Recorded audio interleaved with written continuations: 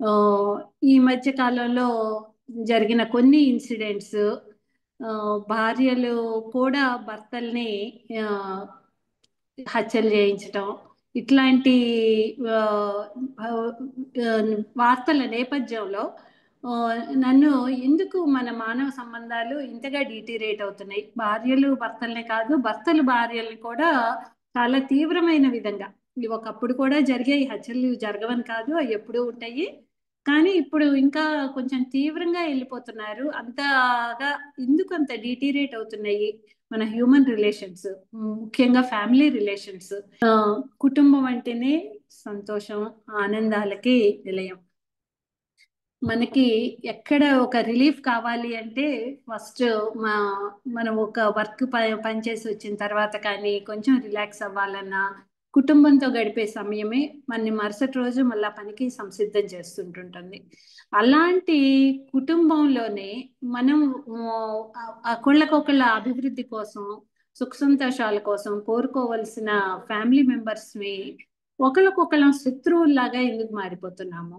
శత్రువుల్లాగా లేకపోతే కనీసం దూరాలైనా మన మధ్య ఎందుకు పెరుగుతున్నాయి అన్నది తెలుసుకోవటం ఆ, తెలుసుకోవటం నిజంగానే అవసరం కూడా అనిపిస్తుంటుంది. ఎందుకు ఇంత గ్యాప్ వచ్చింది మనుషుల మధ్య అన్నది. ఒకప్పుడు జాయింట్ ఫ్యామిలీస్ ఉన్నాయి, ఆ తర్వాత న్యూక్లియర్ ఫ్యామిలీస్ అయిపోయినాయి. ఇండివిజువల్ ఫ్యామిలీస్ ఎవరికి వాళ్ళు తల్లిదండ్రులతో అత్తమామలతో అలా కలిసి ఉండేవాళ్ళు. బాబాయిలు, మామ, అలా అందరూ అత్తయ్యలు అనుకుంటూ అలా అందరూ ఉండేవాళ్ళు. దాని తర్వాత ఇప్పుడు ఫ్యామిలీ సైజ్ తగ్గిపోయింది. భార్యాభర్తలు, పిల్లలు, ఫ్యామిలీ అంటే అంతేనా అన్నట్లుగా ఆ భార్యాభర్తలు వాళ్ళిద్దరిలో కూడా ఇప్పుడు ఎవరి బెడ్రూముల్లో వాళ్ళకి అన్నట్లుగా అయిపోయింది. Separate bedrooms. పిల్లలు, ఇద్దరు పిల్లలు కాస్త సింగిల్ చైల్డ్ కూడా కాకుండా two double income, no children అన్న టైప్ లో ఆ, కూడా డింక్ అని ఆ ఫ్యామిలీస్ అవి కూడా సెటప్ మారిపోయింది. ఈ ఉన్న ఫ్యామిలీ మెంబర్స్ మధ్య కూడా ఒకళ్ళకు ఒకళ్ళ మధ్య కమ్యూనికేషన్ కానీ ఎందుకు ప్రాపర్ గా లేదు? ఎందుకు వీళ్ళ మధ్య రిలేషన్షిప్స్ సరిగ్గా లేవు అని చెప్పి విశ్లేషించుకోవాల్సిన అవసరం ఉన్నదండి. ఒకప్పుడు ఎలా ఉండేది, ఇప్పుడు ఎందుకు మారిపోయినాయి, ఎందుకు ఇంకా ఇంత డీటీరేట్ అవుతున్నాయి అని. ఒకప్పుడు చాలా బాగుండే అని అనుకోవటానికి వీల్లేదు. ఒకప్పుడు కూడా ఉన్నాయి, జాయింట్ ఫ్యామిలీస్ లో ఉండే సమస్యలు అప్పుడే ఉన్నాయి. ఇప్పుడు ఈ ఇండివిజువల్ ఫ్యామిలీస్ లోను, న్యూక్లియర్ ఫ్యామిలీస్ లోను ఉంటున్న సమస్యలు చాలా ఉంటూ ఉన్నాయి. జాయింట్ ఫ్యామిలీలోనూ ఒక మనుషులకి వాళ్ళకి ఒక స్వేచ్ఛ, ఒక పని చేయటానికి, ఏ పని చేయాలన్నా స్వేచ్ఛ ఉండేది కాదు. ఇన్కమ్ అయి కూడా ఆ, చాలా ఒక ఇన్కమ్ మీద చాలా మంది ఆధారపడి బ్రతకవలసిన పరిస్థితులు.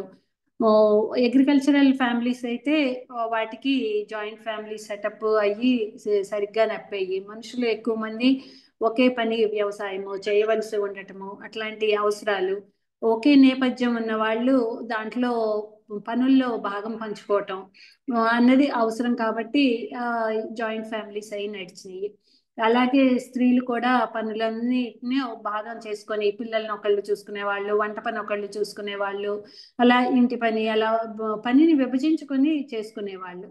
ఇప్పుడు ఇన్కమ్, ఒక ఇన్కమ్ మీద ఎక్కువ మంది డిపెండ్ అవ్వటం అన్నది ఎప్పుడైతే ఉంటుంటుందో అప్పుడు గొడవలు, తేడాలు రావటం సహజం. అలాగే కొంతమంది చదువులకి, హయ్యర్ స్టడీస్కి వెళ్ళటం, కొంతమంది ఆ చదువు మీద ఇంట్రెస్ట్ లేకపోవటం, వాళ్ళ ఇన్కమ్ వేరియేషన్స్, ఇవన్నీ కూడా కారణాలు అవుతూ వస్తూ ఉంటున్నాయి. ఒకళ్ళకి ఎక్కువగా ఉండటం, ఒకళ్ళకి తక్కువగా ఉండటం, దాంతో ఫ్యామిలీ మెంబర్స్ మధ్య మా- మాది ఎక్కువ మీరు ఖర్చు పెడుతున్నారు అనే గొడవలు లాంటివి, అట్లాంటివి రావటం సహజం. వాటిల్లో కుటుంబాలు తగ్గిపోవటం, వాటి సైజ్ తగ్గిపోవటం, ఎవరికి వాళ్ళు ఇండిపెండెంట్ ఫ్యామిలీస్ కావాలని అనుకోవటం, స్త్రీలు కూడా వాళ్ళ మీద పని భారం ఎక్కువ అవ్వటం, ఆ ఎక్కువైన పని భారాల్లో కూడా వీళ్ళు కూడా బయటకు వెళ్ళి ఆదాయము, ఉద్యోగము చేయాలి అని అనుకోవటం, ఇండిపెండెంట్ గా ఉండటం అన్నది అవుతూ వస్తూ ఉంది. ఆ, ఆ, అయిన తర్వాత ఈ ఇండిపెండెంట్ ఇద్దరు స్త్రీలు కూడా ఉద్యోగం చేసే పరిస్థితిలో ఉన్నప్పుడు పిల్లల్ని ఎవరు చూసుకోవటం అన్నది పెద్ద సమస్య అయిపోతూ ఉంది. పిల్లల పెంపకం అన్నది, పిల్లల్ని చూసుకునే పెద్దవాళ్ళు ఎవరు లేకపోవటం అన్నది మనకి న్యూక్లియర్ ఫ్యామిలీస్ లో పెద్ద సమస్య. అలాగే స్త్రీలు బయటకి వెళ్ళవలసిన పరిస్థితులు వచ్చేటప్పటికి ఆ, పురుషులతో సమానంగా బయట తిరగటం, వాళ్ళ మీద కూడా అనుమానాలు, ఇన్కమ్ వాటన్నిటి మీద కూడా వీళ్ళు పెత్తనం చేయాలి అని అనుకోవటం, స్త్రీల ఇన్కమ్ మీద కూడా మగవాళ్ళ పెత్తనము, ఆధిక్యము, ఆ ఆ ఇన్కమ్ ఖర్చులు లెక్కలు అన్ని కూడా వాళ్ళకి ఇచ్చేసేయాలి, వాళ్ళే చూస్తాము ఎట్లా దేనికి ఖర్చు పెట్టాలో అని అనుకునే పద్ధతులు, వీటన్నిటి వల్ల కూడా కుటుంబంలో తేడాలు వస్తూ ఉంటున్నాయి. ఆ, ఆర్థిక అంటే ఆర్థిక పరమైన విషయాల్లో ఓ ఫ్రీడమ్ లేకపోవటం ఓ తగాదాలకు కారణం. ఆ డబ్బుల్ని ఎలా ఖర్చు పెట్టాలి అనే విషయాల్లో కూడా భార్యాభర్తల మధ్య ఎక్కువ తేడాలు వస్తూ ఉంటుంటాయి. ఆ భర్తకి ఏదైనా అలవాట్లు ఉంటాయి, తాగుడు, పోనీ దురలవాట్లు, వాటిల్లో కానీ వాళ్ళే ఖర్చులు పెడుతూ ఉంటుంటే అవి భార్యకి తెలియని విధంగా కూడా వాళ్ళు జాగ్రత్త పడుతూ ఉన్నా, ఏమైనా చేస్తూ ఉన్న స్టాక్స్ వాటిల్లో ఇన్వెస్ట్ చేస్తూ ఉన్నా కూడా అవి భార్యలకి ఆ విషయాలన్నీ తెలియజేయకపోవటం వల్ల, ఆ తర్వాత వచ్చిన సంపాదన కూడా భార్య సంపాదనని భార్య పేరు మీద పెట్టకపోవటం, వీటన్నిటి వల్ల కూడా కుటుంబంలో సమస్యలు మొదలవుతూ ఉంటుంటాయి. ఆ ఆ పిల్లల పెంపకం విషయంలో, ఇంటి పనుల విషయంలో భాగం పంచుకోకపోవటం, వీటన్నిటిలో కూడా వీళ్ళ మీద ఎక్కువ భారం పడటం, ఈ పిల్లల్ని చూసుకోవటం, పెద్దవాళ్ళైనా వాళ్ళని చూసుకోవటం, వాటన్నిటి మీద కూడా ఆ ఈ భార్యల మీద భార్యాభర్తల సంబంధాలు కొంచెం దెబ్బతింటానికి కారణమవుతుంది. కేవలం న్యూక్లియర్ ఫ్యామిలీస్ కాబట్టే సమస్యలు వస్తున్నాయా అంటే ఇది ఇది కేవలం ఇది ఒక్కటే కారణం కాదండి, రకరకాల కారణాల్లో ఇది కూడా ఒక కారణం. అంతే తప్పితే న్యూక్లియర్ ఫ్యామిలీస్ లో కూడా కమ్యూనికేషన్, భార్యాభర్తలు దూరంగా ఉండటం, సంపాదించడానికి భార్యాభర్తల్లో ఒకళ్ళు విదేశాలకు వెళ్ళటం, పోనీ ఒకళ్ళు ఇంకో స్టేట్కి వెళ్ళటం, వీటి మధ్య కూడా వాళ్ళ కమ్యూనికేషన్ గ్యాప్ వస్తూ ఉంటుంటుంది. దగ్గరగా షేర్ చేసుకోలేకపోవటం వాళ్ళ ఫీలింగ్స్ కానీ, కుటుంబం అంటే అన్ని పంచుకోవాలి, ఆర్థిక విషయాలే కాదు ఎమోషన్స్ కూడా, ఆ ఎమోషనల్ అటాచ్మెంట్ కూడా ఉండాలి. ఆ ఎమోషనల్ అటాచ్మెంట్ లేకుండా ఎప్పుడైతే దూరపు డిస్టెంట్ రిలేషన్షిప్స్ అవుతాయో అప్పుడు కూడా చాలా కష్టమైపోతూ ఉంటుంటుంది. లాంగ్ డిస్టెన్స్ రిలేషన్షిప్స్ మెయింటైన్ చేయటం అన్నది కూడా చాలా కష్టమైన పని. వీటిలో ఎవరో ఒకళ్ళు అక్రమ సంబంధాలకి వాటికి రా వాటి కోసం వెంపర్లాడటం, దూరపు లాంగ్ డిస్టెన్స్ అయ్యేసరికి ఆ సమస్యలు వాటిలో కూడా కుటుంబాలు విచ్ఛిన్నం అవుతున్నాయి. రకరకాల కారణాల్లో అయినా ఒకళ్ళకొకళ్ళు మిత్రుల్లాగా ఉండవలసిన వాళ్ళు శత్రువుల్లాగా అయిపోతూ ఉంటున్నారు. ఈ శత్రువుల్లాగా అయిపోవటంలో నే ఎక్కువ రకాల కేసులు రావటం కూడా చూస్తూ ఉంటాం. డొమెస్టిక్ రిలేషన్స్ దెబ్బతింటం వల్లే డొమెస్టిక్ వైలెన్స్ ఎక్కువ అవుతూ ఉంది. మాటల నుంచి చేతల్లోకి దిగటం, అబ్యూస్ చేసుకోవటం దగ్గర మొదలైంది. ఆ డొమెస్టిక్ అబ్యూస్ అన్నది తర్వాత వైలెంట్ గా వెళ్ళటము, చేయి చేసుకోవటాలు, ఇంకా దూరాలు వెళ్తే ఇంకా హత్యలు చేయటాలు దాకా అంత దూరం వెళ్తూ ఉన్నాయి.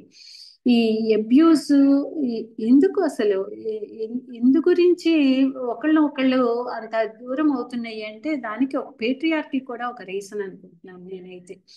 మేల్ మెంటాలిటీ, మేల్ ఈ superior to the female, equal గా బండి చక్రాలు లాగా రెండు సమానంగా వెళ్ళవలసిన వాళ్ళు ఒకళ్ళం మేము సుపీరియర్ అని అనుకోవటం ఎప్పుడైతే మొదలవుతూ ఉందో రెండో వాళ్ళకి ఈక్వల్ గా ఈ స్టేటస్ ఇవ్వకపోవటం, రెస్పెక్ట్ ఇవ్వకపోవటం, ఇంట్లో విషయాల్లో విలువ గౌరవం ఇవ్వకపోవటం, ఇవన్నీ కూడా వాళ్ళ మధ్య సంబంధాలని క్షీణించేటట్లు చేస్తుంటాయి. పగలు అంతాను మనసులోను అలా నువ్వు నాకంటే తక్కువ అనే ఫీలింగ్ మగవాడికి, వీళ్ళను సరైన నాకు విలువ గౌరవం ఇవ్వట్లేదు అనే ఫీలింగ్ ఆడవాళ్ళకి ఎప్పుడైతే కలుగుతుందో అప్పుడు సంబంధాలు బాంధవ్యాలు క్షీణిస్తూ ఉంటుంటాయి. పగలంతా కూడా తిట్టుకుంటూ కొట్టుకుంటూ ఉండి ఈక్వల్ గా సెక్షువల్ గా ఉండాలి అన్నా కూడా స్త్రీలు ఉండలేని పరిస్థితి. అప్పుడు ఈక్వల్ పార్ట్నర్స్ లాగా ఉండలేరు. అదే ఫీలింగ్ పగలంతా ఏ ఫీలింగ్ ఉంటుందో నైట్ టైం కూడా అదే ఫీలింగ్ కంటిన్యూ అవుతూ ఉంటుంటుంది. మీరు అందుకని ఒక సుఖమైన సంతోషమైన సంసారం కావాలి అని అనుకుంటే, బోత్ సైడ్స్ ఈక్వల్ గా ఉండాలి అనుకుంటే, ఆ equal partner, the wife is equal partner to me అనే ఫీలింగ్ పగలు అన్ని విషయాల్లో, మనసులో, అన్ని చేతల్లో, అన్నిట్లో కూడా కనిపించాలి. ఈ బ్యాక్గ్రౌండ్ లో అసలు ఈ మధ్య కాలంలో హనీమూన్ కేసు అనే దాంట్లో కూడా చూస్తే హనీమూన్ మదర్స్ దాంట్లో ఏమి వాళ్ళు ఎక్కువ కాలం కలిసి ఉండటానికో, భర్త వైలెంట్ గా బిహేవ్ చేశాడంటానికో ఏమీ ఆస్కారం లేదు. కేవలం వాళ్ళ పరిచయం పెళ్లి చూపుల్లో చూసుకొని పెళ్లి జరిగి హనీమూన్ కి వెళ్ళినప్పుడే హత్యలు ప్లాన్ చేస్తున్నారు, వేరే వాళ్ళ సహాయం తీసుకుంటున్నారు, హైర్డ్ అసాసిన్స్ ని వాళ్ళ ఎవరినో ప్రేమిస్తున్నారు అమ్మాయిలు. ప్రేమించి తండ్రి పెళ్లికి ఒప్పుకోకపోవటంతో ప్రతి కేసుని కూడా కేసు వైస్ విశ్లేషించుకోవాల్సి ఉంటుంది, ఎందుకు జరిగింది అన్నది. తండ్రి ఒప్పుకోకపోవటంతో ఆ ప్రియుడితో కలిసిన ఎవరినో ఏర్పాటు చేసుకుని ఒక అసాసిన్స్ ని వాళ్ళని హత్య చేయించడానికి, ఆ పెళ్లి చేసుకున్న భర్తని హత్య చేయించిన పరిస్థితి కొంచెం షాక్ గురి చేసింది అందరినీ కూడా. షాక్ ఎందుకు అంటే స్త్రీలు కూడా ఇంత దూరం వెళ్ళగలుగుతారా? స్త్రీలకి అందులో ఏ మాత్రము తన పట్ల వైలెంట్ గా కూడా బిహేవ్ చేయని పురుషుడి పట్ల, భర్త పట్ల కూడా ఎందుకు వీళ్ళు ఇంత ఈ రకమైన యాటిట్యూడ్ తో ఇంత మర్డరస్ దానికి ఎలా వెళ్ళగలిగారు అనేది కొంచెం జనాలందరికీ అది షాకింగ్ గా అనిపించింది. ఒక సబ్మిసివ్ రోల్ ప్లే చేసే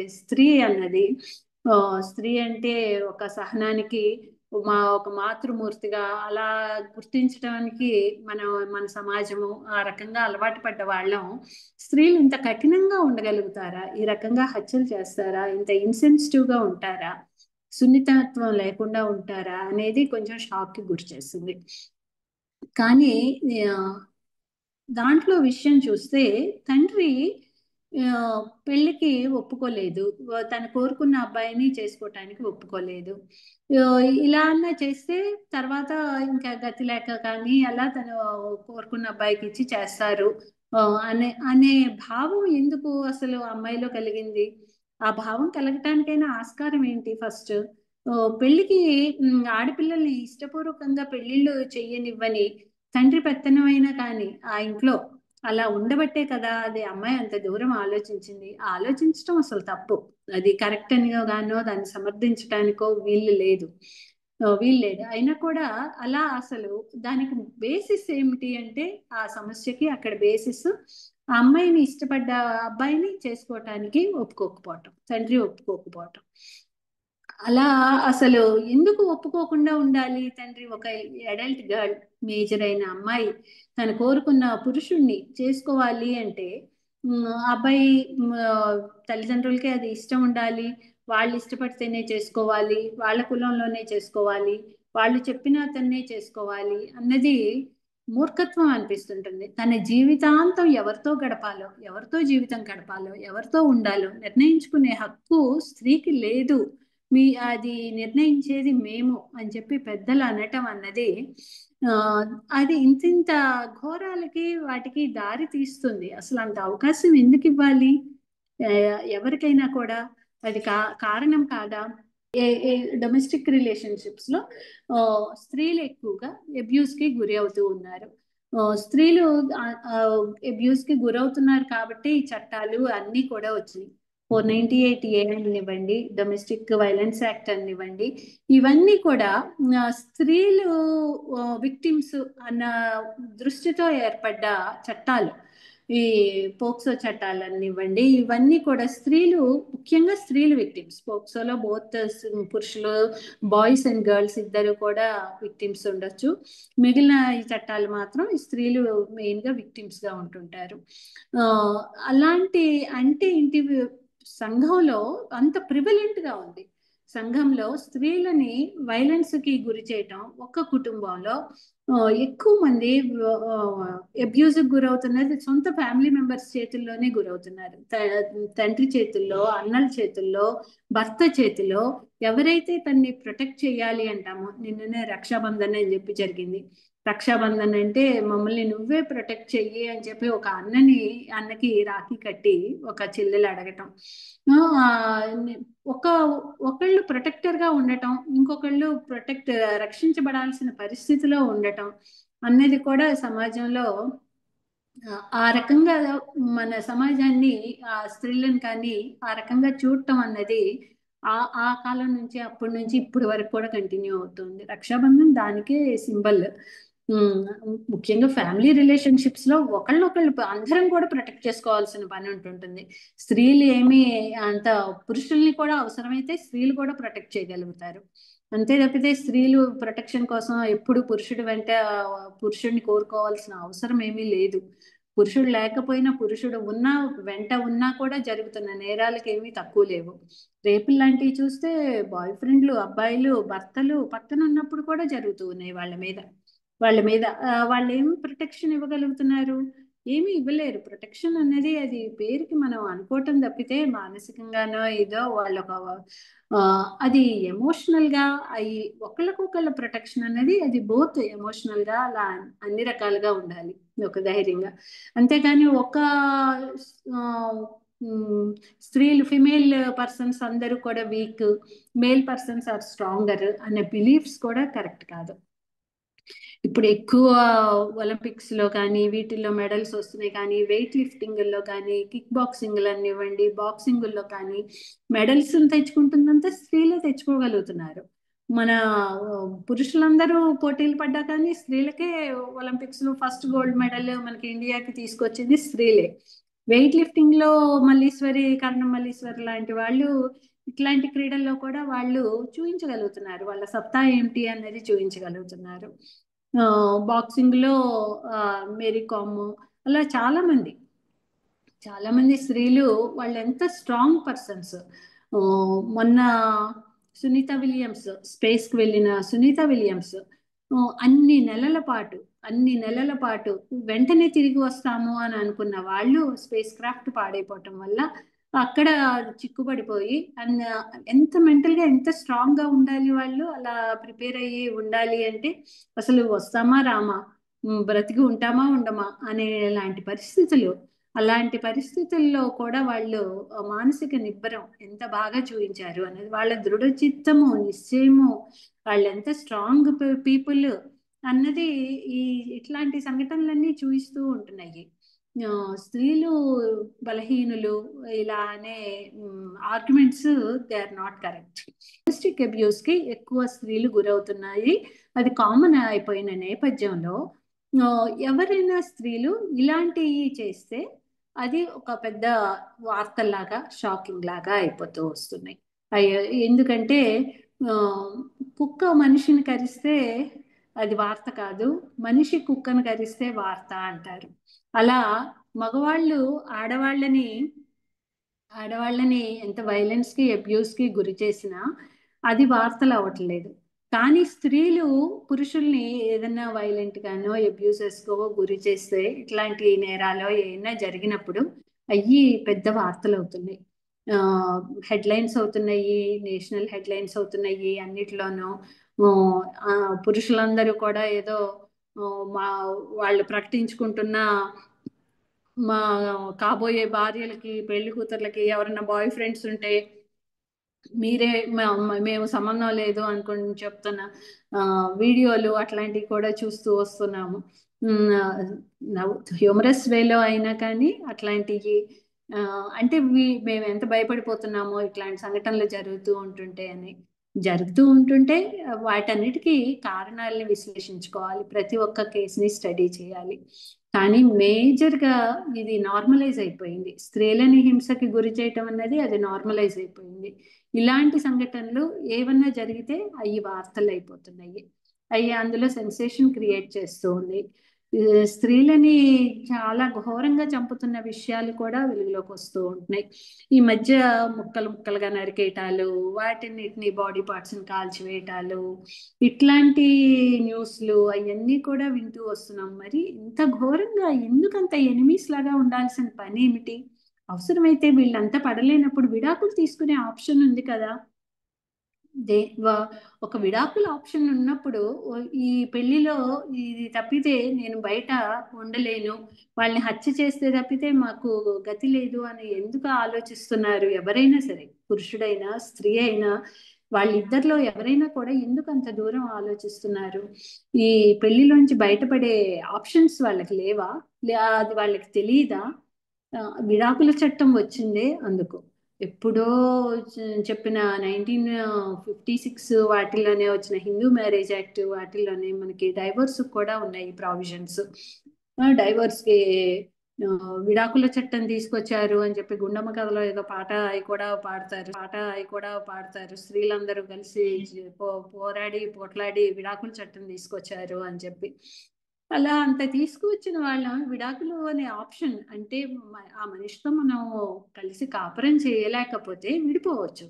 ఒక గౌరవంగా ఒక సంబంధాన్ని మనం ఎంత ఇష్టపూర్వకంగానో కలుపుకోవాలని అనుకుంటామో అంతే గౌరవంగా ఇద్దరు ఇండివిజువల్స్ విడిపోవటానికి ఆస్కారం ఉంది చట్టంలో.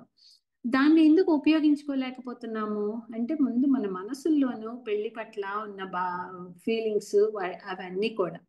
పెళ్ళంటే నూరేళ్ల పంట, ఇది అందరూ కలిసి ఉండవలసిందే.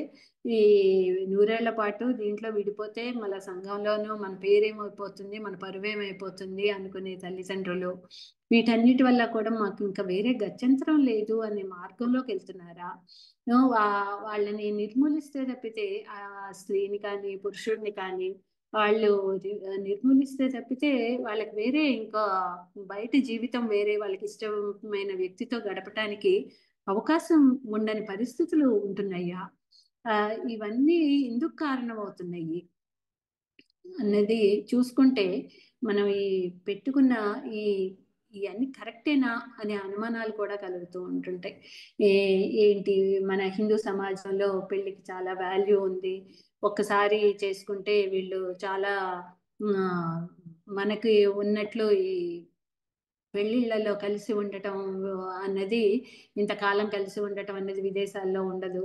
విదేశాల్లో 10-15 ఏళ్ళు కలిసి ఉంటే అది చాలా గొప్ప విషయం, ఏడాది 2 ఏళ్ళు కలిసి ఉంటేనే గొప్ప విషయం అని చెప్పి అనుకుంటూ ఉంటారు. కానీ అక్కడ విదేశాలు కాదు, ఇక్కడ కాదు. మన దగ్గర కూడా మెయిన్, అంతకు ముందే నేను ఒక మాట విన్నాను, ఆర్థిక స్వాతంత్రం ఉంటే మన దగ్గర 95% స్త్రీలు కాపురాలు చేయలేరు అని, పురుషులతో విడాకులు తీసుకుంటారు అని. వాళ్ళకి అవకాశం లేదు కాబట్టి, వాళ్ళని ఒక డిపెండెంట్స్ లాగా చేశారు కాబట్టి సమాజం తప్పక గతి లేక కాపురం చేస్తున్నారా వీళ్ళు? గతి లేక కాపురం చేయాల్సిన పరిస్థితులు ఎందుకు ఉండాలి? ఆనందంతో కాపురం చేయాల్సిన పరిస్థితులను కలిగించుకోవాలి, కానీ దాంట్లో బాధ్యత తీసుకోవద్దా? మన మేల్ కౌంటర్ పార్ట్స్ దాంట్లో బాధ్యత తీసుకోగలగాలి. మన ఎందుకు గతి లేని సంసారాలు చేయకూడదు? గతి లేక జీవితాలు, మన పెళ్ళిళ్ళు నూరేళ్ల పాటు ఉండటానికి వీల్లేదు. గతి లేక కాదు, అది ఆనందంతో కావాలి అనుకోవాలి, వీళ్ళ తోడు కావాలి, వీళ్ళది మనకి అవసరము అని చెప్పి. దానికి ఆ పెళ్లి కంటిన్యూ అవ్వాలి, కన్సిస్టెంట్ ఉండాలి అని అనుకుంటే వాళ్ళ ఆలోచనలో చాలా మార్పు రావాలి. స్త్రీని ఈక్వల్ పార్ట్నర్గా గుర్తించాలి. మాటలు చెప్తున్నంత సులభం కాదు, మాటలో అనుకుంటున్నట్లుగా జరగట్లా. మన పేట్రియార్కియల్ మైండ్ సెట్ బాగా ఇన్ఫ్లుయెన్స్ చేస్తూ ఉంది మనని.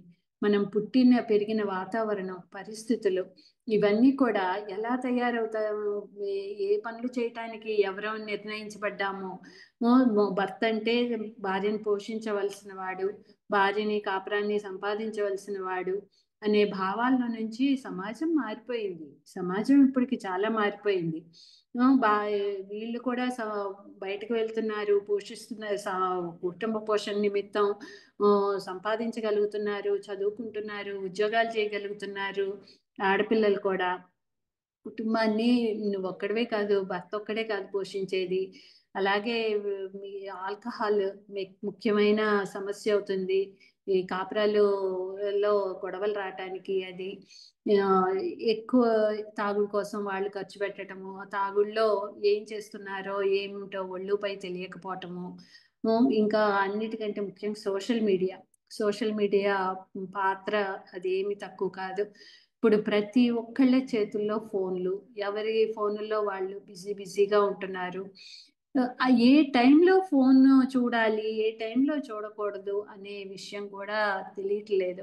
దానికి కూడా కొన్ని మేనర్స్ ఉంటాయి. భోజనం చేసేటప్పుడు, పడుకునేటప్పుడు ఎప్పుడు పడితే అప్పుడు ఫోనుల్లో ఉండి మనుషుల మధ్య దూరాల్ని పెంచకూడదు. ఫోన్ అన్నది, ఆ ఫోన్ దూరంగా ఉన్న మనుషులతో కమ్యూనికేషన్ కోసం ఇన్వెంట్ చేయబడ్డ ఫోన్ ఇప్పుడు పక్కనున్న మనుషుల్ని మనకి దూరం చేసేటట్లుగా తయారవుతుంది. ఒక ఫంక్షన్ కోసమో, ఒక సెలబ్రేషన్ కోసమో చేరిన కుటుంబ సభ్యులు 10 మంది చేరితే 10 మంది చేతుల్లో 10 ఫోన్లు పట్టుకొని ఎవరి లోకంలో వాళ్ళు ఉంటున్నారు. పిల్లల్ని అలాగే తయారు చేస్తున్నాము. కమ్యూనికేషన్ గ్యాప్ బాగా వస్తూ ఉంది భార్యాభర్తల మధ్య. అలాగే పేరెంట్స్ అండ్ చైల్డ్, తండ్రి పిల్లల మధ్య, తల్లి పిల్లల మధ్య కూడా గ్యాప్ ఎక్కువైపోతూ ఉంది. ఈ పేరెంట్స్ చైల్డ్ రిలేషన్షిప్ దెబ్బతింటానికి ముఖ్యమైన కారణం వాళ్ళ వాళ్ళ ఆశలు కోరికలు పిల్లలు తీర్చాలి అని చెప్పి పెద్దవాళ్ళు కోరుకుంటున్నారు. వాళ్ళ ఆశలు కోరికలు కోసమే వీళ్ళని కన్నాము మేము. వాళ్ళ గురించే మేము చేయాలనుకుని చేయలేని పనులన్నీ పిల్లల ద్వారా తీర్చుకోవాలి అనుకుని, మాకేదో డాక్టర్ కావాలని ఉండేది, లాయర్ కావాలని ఉండేది. అలా అందుకని మా పిల్లల్ని అన్నా కనీసం అవి చేద్దాము, వాళ్ళని హై పొజిషన్లో చూడాలి అని కోరుకున్నాము. వీళ్ళ కోరికలు తీర్చడం కోసం వీళ్ళు యంత్రాల్లాగా తయారవ్వకూడదు. ఆ, అందుకని చెప్పి వాళ్ళ కోరికల కోసమే వాళ్ళు కోరుకున్న అమ్మాయిని పెళ్లి చేసుకోవాలి, మేము కోరుకున్న కెరీర్లోకే వెళ్ళాలి. కెరీర్ చాయిస్, మ్యారేజ్ చాయిస్ అది చాలా చాలా ఇంపార్టెంట్ లైఫ్లో. ఆ రెండు చాయిసెస్ అవి పిల్లలకి వదలగలగాలి. అవి పిల్లలకి వదలలేకుండా కంట్రోల్ పేరెంట్స్ ఎప్పుడైతే తీసుకుంటున్నారో అప్పుడు పేరెంట్స్ అండ్ చిల్డ్రన్ రిలేషన్షిప్ కూడా దెబ్బతింటూ ఉంది. వాళ్ళ మీద స్ట్రెస్ లెవెల్స్ కూడా పిల్లల మీద చాలా ఎక్కువ అవుతున్నాయి. చదువుల్లో వీళ్ళకి అనుకున్న మార్కులు రాకపోతే, ముఖ్యంగా పిల్లలు మా పేరెంట్స్ ఏమనుకుంటారో, నన్ను ఈ స్థాయిలో నాకు మార్కులు రాకపోతే అని ఆత్మహత్యలకి వెళ్తున్న స్థితి దాకా వస్తుంది. అది పేరెంట్స్ కూడా అది గ్రహించగలగాలి. వాళ్ళ కోరికల్ని తీర్చుకోవటానికి పిల్లలు మార్గాలు కాదు. వాళ్ళు తీర్చుకోలేకపోతే మన పిల్లలకి మనం ఎప్పుడూ సపోర్టింగ్ గానే ఉండాలి తప్పితే, దాంట్లో మనం ఎప్పుడు కూడా వాళ్ళ చేతుల్లోకి మన వీళ్ళవి తీసుకోకూడదు. వీళ్ళ నిర్ణయాలు అవి కూడా ఆ ఆ బ్యాలెన్స్ గనక లేకపోతే ఆ ఆ రిలేషన్షిప్స్ కూడా దెబ్బతింటున్నాయండి. అలా మన ఫ్యామిలీలో ఉండే వాళ్ళ మధ్య రిలేషన్షిప్స్ ఒక ప్రేమతో కలిసి ఉంటేనే, ఒక మ్యూచువల్ రెస్పెక్ట్ ఉండాలి ప్రతి ఒక్క సభ్యుల పట్ల. ఇంట్లో మగవాళ్ళకి తల్లి పట్ల, చెల్లి పట్ల, భార్య పట్ల ఒక రెస్పెక్ట్ ఉండాలి. ఆ రెస్పెక్ట్ లేకుండా వాళ్ళు ఎప్పుడైతే ట్రీట్ చేస్తూ ఉంటారో వాళ్ళ పిల్లలు కూడా వాళ్ళ దగ్గర నుంచి అయ్యే చూసి నేర్చుకుంటారు. ముఖ్యంగా బయట నుంచో ఏయో చదువుకునో వాటన్నిటికంటే కూడా ఇంట్లో ఎలా బిహేవ్ చేస్తున్నారు. మన తల్లి సబ్మిసివ్ గా ఉంటే కూతురు కూడా ఓహో ఇలాగే ఉండాలి కాబోలు అనే సబ్మిసివ్ రోల్ ఇంటర్నల్ గా అనుకోటాలు ఎక్కువైపోతూ ఉంటాయి. తన తల్లి బయట వర్క్ చేస్తూ ఉంటే తన భార్య కూడా వర్క్ చేయాలి అని కోరుకుంటాడు పురుషుడు కూడా. తల్లికి ఇంట్లో తండ్రి రెస్పెక్ట్ ఇస్తూ ఉంటే తను కూడా తన భార్యకి అలాగే రెస్పెక్ట్ ఇవ్వాలి అని అనుకుంటారు. అలాగే తండ్రి తల్లిని కొడుతూ ఉంటే చూస్తున్న పిల్లలు తన భార్యను కొట్టినా తప్పులేదు అనుకుంటారు. అందుకని ఇంట్లో పేరెంట్సే రోల్ మోడల్స్ లాగా ఉండాలి పిల్లలకి. వాళ్ళ ప్రవర్తనకి అదిను అది ఎంత దూరం వెళ్తుంటాయి అనే ఆ ఫీలింగ్స్ ని, ఆ పేట్రియార్కియల్ ఫీలింగ్స్ ఇంటర్నల్ గా ఉన్నాయి, అవి వదులుచుకోకపోతే సమాజము ఎంత దూరమైనా మన కుటుంబ సంబంధాలు విచ్ఛిన్నం అయిపోతూ ఉంటాయి. వాటిని కాపాడుకోవాలి అంటే మన చేతుల్లోనే ఉంది. మనమే వాటిని మార్చుకోవాల్సిన అవసరం ఉంది. ఒక మోడర్న్ వరల్డ్ లోకి ఎంటర్ అవుతూ ఉంటున్నాము. మోడర్న్ వరల్డ్ లో ఉంటున్నప్పుడు ఆలోచనలు కూడా మోడర్న్ గా ఉండాలి. అంతే తప్పితే వెనక్కి వెళ్ళిపోవటానికో మళ్ళా తిరోగమనంలోకి వెళ్ళటానికో వీల్లేదు. ఓ ఆ, ముఖ్యంగా భార్యాభర్తల రిలేషన్స్ ఎందుకు దెబ్బతింటున్నాయంటే, మాకు కూడా ఈ మధ్య ఒక బెంగళూరులోనో ఏమో ఆ, భార్యలేమో 21st సెంచరీలోకి ఉన్నారు, భర్తలేమో 19th సెంచరీలో ఉన్నారు. అందు గురించే దెబ్బతింటున్నాయి. వీళ్ళ ఆలోచనలు, వీళ్ళ మైండ్ సెట్ అంతా ఇంకా 19th సెంచరీలో ఉన్నారు. భార్యలు మాత్రం 21st సెంచరీలోకి అమ్మాయిలు ఎంటర్ అయిపోయారు. అందుకే అక్కడ వాళ్ళ మధ్య తేడాలు వస్తున్నాయి అని చెప్పి ఒక విశ్లేషణ చెప్తూ వస్తూ ఉన్నారు. అలా అన్ని రిలేషన్స్ కూడా సక్రమంగా ఉంటే తప్పితే, ఒక హెల్దీగా మన కుటుంబంలో ఉన్న సభ్యుల మధ్య రిలేషన్స్ ఒక హెల్దీగా ఉంటే తప్పితే, ఈ రకమైన లేకపోతే మన పక్కన ఉంటున్న మన శత్రువుతో పడుకుంటున్నట్లే ఉంటుంటుంది. మన పక్కన పార్ట్నర్ ని భయంతో చూడవలసిన, ఒక ఎనిమి లాగా ట్రీట్ చేయాల్సిన, భయపడవలసిన పరిస్థితి క్రియేట్ చేసుకోకూడదు. మన ఆనందాల్ని మనమే దూరం చేసుకుంటున్నాం. కుటుంబంలో సభ్యులు ప్రతి ఒక్కళ్ళు మిగిలిన సభ్యుల అభివృద్ధికి, అభ్యున్నతికి కృషి చేయాల్సిందే తప్పితే, వాళ్ళని ఈక్వల్ గా మీరు ఎప్పుడైతే గుర్తించరో వాళ్ళకి అసంతృప్తి ఎక్కువవుతూ ఉంటుంటుంది. విలువ లేదు అనుకున్న దగ్గర అసంతృప్తి ఎక్కువ అవుతుంటుంది. కమ్యూనికేషన్ గ్యాప్ లేకుండా ఉండటం చూసుకోవటం, మ్యూచువల్ రెస్పెక్ట్ ని అది కాపాడుకోవటం, ఆ రెస్పెక్ట్ ని కొనసాగించటం, ముందుకు ఇనీషియల్ గా కొద్ది సంవత్సరాలే కాదు, తర్వాత సంవత్సరాలన్నిటిలో కూడా ఆ రెస్పెక్ట్ ని భార్య పట్ల కానీ వాళ్ళ రెస్పెక్ట్ ని కొనసాగించటం, భార్య తరపు వాళ్ళని కూడా గౌరవించటం చాలా చాలా ఇంపార్టెంట్ అండి. ఇవన్నీ వాళ్ళని తేలిగ్గా చూడటం, మాట్లాడటం, ఇవన్నీ వాళ్ళ మనసులో అయినా కానీ తేడాలు క్రియేట్ చేస్తూ ఉంటుంటాయి. ఆ మనుషుల మధ్య తేడాలు అయితే ఎప్పుడైతే వస్తున్నాయో వాటిని తగ్గించుకోకపోతే, ఆ డిస్టెన్స్ ని తగ్గించుకోకపోతే అవి ఇంత దూరాలు వెళ్తూ ఉంటుంటాయి. అందుకని ఆ దూరాల్ని తగ్గించుకునే ప్రయత్నం ఆ దగ్గరగా ఉన్న ఫ్యామిలీ మెంబర్సే చేయవలసి ఉంటుంటుంది. దానికి ప్రాపర్ స్టెప్స్, ఇనిషియేషన్ తీసుకోవాలి. తీసుకొని చేసుకున్నప్పుడే మన రిలేషన్స్ సరిగ్గా సక్రమంగా ఉంటాయి.